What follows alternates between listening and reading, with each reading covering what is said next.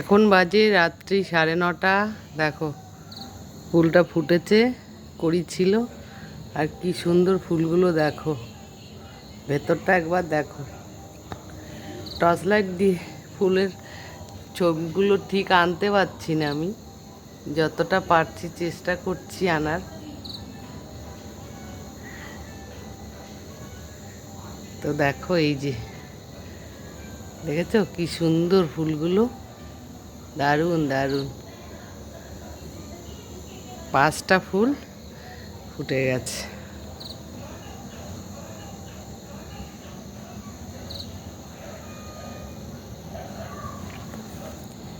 এই যে